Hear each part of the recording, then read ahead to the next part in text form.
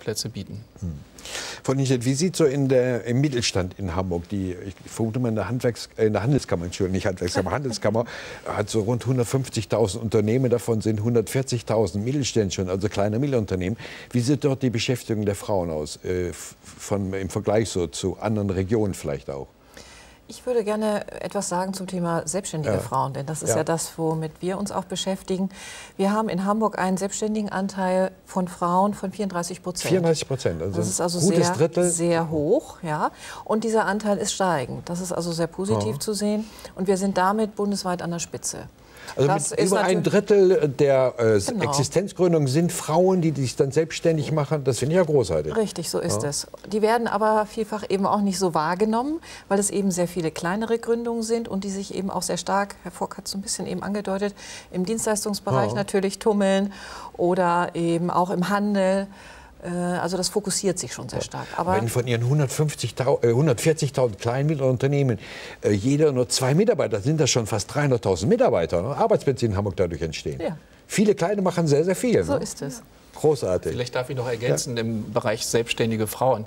In dem Maße, wie Frauen sich aus Arbeitslosigkeit selbstständig machen, haben wir als Arbeitsagentur die Erfahrung gemacht, dass diese Existenz, die sie sich schaffen, wesentlich nachhaltiger funktioniert, das heißt langlebiger ist, als zum Beispiel männliche Existenzgründungen.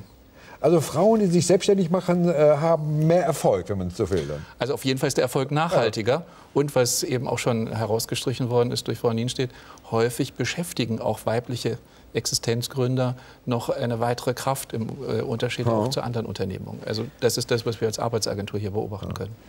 Frau Stegen, Sie hatten vorhin schon kurz gesagt, dass es bezüglich der Beschäftigung von Frauen Probleme gibt, dass sie weniger als Führungskräfte, als Unternehmer tätig sind.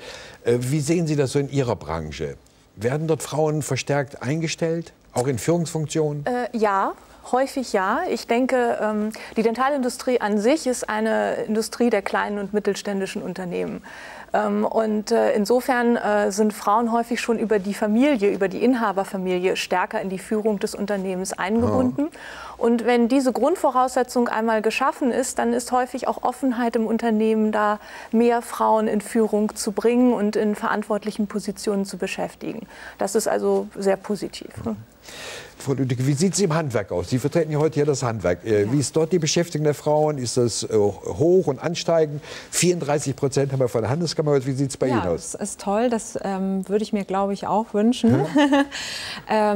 Ich denke, bei den Handwerksbetrieben ist es ja auch oft so, dass, wie schon gesagt, das kleine und familiäre Betriebe sind. Und da ja im Grunde genommen auch nicht so viele Abteilungen zu besetzen sind. Also es gibt wenig Hierarchie. Genau, es gibt wenig Hierarchie. Und da es sich ja auch oft um inhabergeführte Unternehmen handelt, die dann eben vielleicht mit der Tochter, der Ehefrau oder Ähnlichem besetzt sind, bleibt dann natürlich nicht mehr so viel Platz. Und ja, da müsste man dann eben schauen, wie man das eben vielleicht durch die Mitarbeiterstruktur dann ändern kann. Ja. Also auch im Handwerk das Bestreben, einen höheren Anteil von Frauen zu realisieren. Das natürlich, ja, genau. Und diese Argumentation, die damals noch zu meiner Zeit bestanden, so das ist zu schwer für dich oder zu körperlich, zu anstrengend, das kann man heute, denke ich, auch nicht mehr unterstreichen, weil eben sehr viele Hilfe auch durch Maschinentechnik mittlerweile besteht. Ja. Wir haben uns bislang mit dem Thema beschäftigt, mehr in quantitativen Aspekten, dass wir einfach aus Arbeitsmarktgründen, aus demografischen Gründen einen höheren Anteil von Frauen benötigen. Ich würde jetzt gerne etwas mehr auch die qualitativen Aspekte, die mir sehr, sehr wichtig sind, betonen. Frau Stegen, was meinen Sie, welche Vorteile sind damit verbunden, wenn Frauen verstärkt in der mittelständischen Wirtschaft tätig sind und dort auch Führungsfunktionen oder als selbstständige Unternehmerin tätig sind? Was ist das Besondere dabei? Ich denke, besonders weiß ich nicht. Ich wehre mich immer so ein bisschen gegen die Aussage, die Frauen müssen es nur machen, dann wird alles besser. Es wird nicht besser, es wird nur anders. Oh. Und ich glaube, dass beide Teile, Männer und Frauen, die beiden Hälften zum Ganzen sind. Und wenn aber natürlich eine von beiden Seiten, Männer oder Frauen, dominiert, fehlt die andere Hälfte oder wird zu wenig berücksichtigt. Und das ist, glaube ich, was Frauen an wertvollem Beitrag zur Wirtschaft leisten können. Sie haben häufig andere Perspektiven, eine andere Herangehensweise, andere Lösungen. Ich erlebe immer wieder in Diskussionen mit Männern und Frauen, dass die Lösung, die angestrebt wird, von beiden Seiten dieselbe ist, der Weg oder die Begründung für die Lösung aber von ganz woanders herkommt. Und deswegen finde ich es wichtig, dass Frauen mehr in die Verantwortung gehen, mehr gehört werden, einen besseren Beitrag leisten können. Also ein sehr, wenn ich es so verstehe, ein richtiges kooperatives Modell, dass sich die unterschiedlichen Eigenschaften, Herangehensweisen, Betrachtungsweisen sehr, sehr gut ergänzen von Männern und Frauen. Das ist so Ihr Plädoyer dazu. Ja, ne? richtig. Und wenn dann zu wenig Frauen da sind, dann fehlt ein Teil dessen, was ein Unternehmen unbedingt braucht. Ne? Aus meiner Sicht ja. Frau Nitzsche, wie sehen Sie es? Sind Unternehmen mit einem höheren Anteil von Frauen produktiver und innovativer als andere Unternehmen? Das sagen jedenfalls wissenschaftliche Studien. Und Frau Stegen hat es ja eben auch schon sehr schön beschrieben.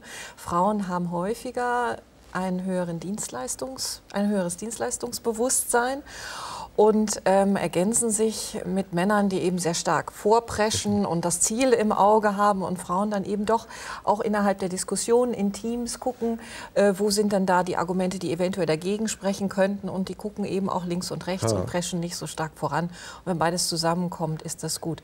Aber ich möchte noch mal einen anderen Aspekt erwähnen, denn gerade bei hochwertigen Konsumprodukten sind Frauen häufig diejenigen, die die Entscheidungen zum Kaufe treffen. Das heißt, Firmen haben alles Interesse daran, eben auch in Führungspositionen oder auch in den operativen Positionen Frauen zu beschäftigen, denn die wissen ja, wer das dann kauft. Ja? Die kennen ihre Kundinnen. So ist es, genau. Und insofern ist das von daher, ja, sind Sie, von daher auch wichtig, ich lerne in jeder Sendung immer viel dazu. Den Blick der Frauen eben da auch dann parat zu haben. Genau. Und das, wenn ich das ergänzen darf, es wird umgekehrt sehr gewertschätzt von den Kundinnen, wenn Frauen in der Spitze des Unternehmens, das das Produkt hergestellt hat, das Kundin kaufen möchte, involviert sind, weil sie sich einfach besser repräsentiert fühlen. Und sie lassen sich einfach auch lieber und ja, ganz gern von Frauen beraten.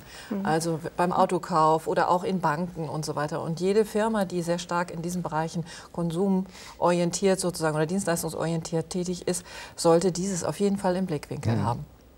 Also was ich spannend an der Diskussion bislang empfinde, ist, dass es nicht darum geht, die Frauen sind viel besser als Manager und Unternehmer, sondern sie machen es anders, und die Kombination von beiden, Männer und Frauen zusammen, das ist das, was Sie sagen, das ist unser Weg in die Zukunft. Also die Männer müssen keine Angst zu haben, dass sie jetzt von den Frauen überrundet werden, sondern sie werden bereichert dadurch, wenn sie es zusammen machen. Ja, genau. Genau. Sehen Sie das im Handwerk auch so? Ja, doch, auf jeden Fall. Das ist, ja, das entspricht der Tatsache, denke ich, ja.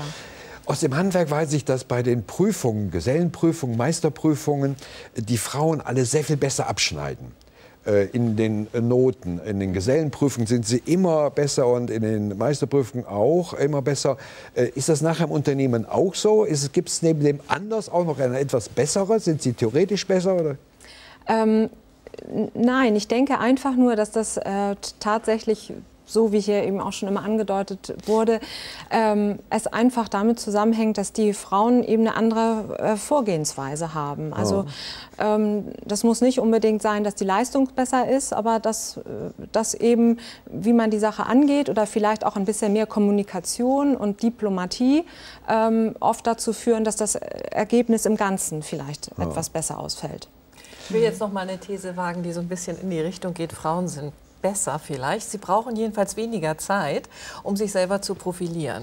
Ich glaube, die ganze Energie, die oftmals Männer aufwenden, um sich gut darzustellen und eben besonders viel aus ihren Leistungen nach außen zu machen, das haben Frauen oftmals gar nicht nötig. Und das liegt ihnen auch fern. Und können das dann produktiver im Betrieb einsetzen? Natürlich. Ja, klar. Ja. Ich möchte aber noch mal einen anderen Aspekt einfügen. Ich glaube, wir brauchen auch die Männer dabei, wenn wir also mehr Frauen in Beschäftigung bringen wollen. Und ich denke, dass sich da auch eine Menge tut, dass die Männer auch eine andere Einschätzung und eine Einstellung dazu haben. Denn auch sie möchten eben anders leben in Zukunft und nicht nur auf die Karriere schauen, sondern sie möchten auch was von den Kindern haben. Und das Thema Väter in Unternehmen wird, das merken wir sehr stark in der Handelskammer, eben auch immer wichtiger. Sodass wir da eben das Thema Familienfreundlichkeit bei Frauen und bei Männern eben auch haben, sodass sich da die Kultur, denke ich, auch ändert.